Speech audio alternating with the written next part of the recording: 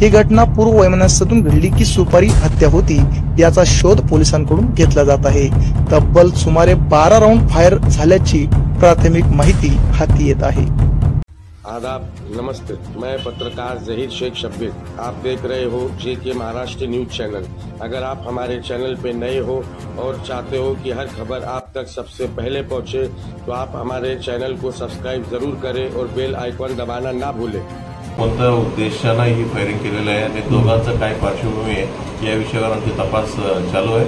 एकदा सविस्तर माहिती इन्व्हेस्टिगेशन माहिती पडल्यावर आपल्याला कल्पना देईल।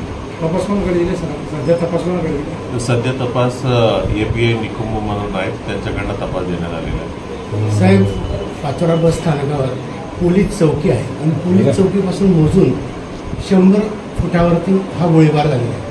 ऑन ड्युटी म्हणजे एकही पोलीस त्या ठिकाणी हजर नव्हता अशी माहिती प्राप्त झाली। त्याच्यावर माहिती घेतो। पाचोरा बस स्थानकाच्या मुख्य गेट समोर एका तरुणावर अज्ञात व्यक्तींनी सिनेस्टाईल गोळीबार करत त्याची जागीच हत्या केली आहे। मृत तरुणाचे नाव आकाश मोरे, वय 26, राहणार छत्रपती शिवाजीनगर पाचोरा असे असून या घटनेने संपूर्ण शहरात भीतीचे वातावरण पसरले आहे। प्रत्यक्षदर्शींच्या माहितीनुसार 2 अज्ञात युवक मोटरसायकलवरून आले आणि त्यांनी थेट आकाश मोरेवर गोळ्या झाडल्या। गोळीबार झाल्यानंतर मारेकरी घटनास्थळावरून पळून गेले। परिसरात काही वेळ मोठी धावपळ उडाली होती। घटनास्थळाची माहिती मिळताच पाचोरा पोलिसांनी घटनास्थळी धाव घेतली होती। त्यांनी तात्काळ पंचनामा करून आकाश मोरेला पाचोरा ग्रामीण रुग्णालयात हलवलं, मात्र डॉक्टरांनी त्याला तपासून मृत घोषित केलं। शहरात नाकाबंदी सुरू असून मारेकऱ्यांचा शोध घेण्यासाठी पोलीस पथके रवाना करण्यात आली आहेत।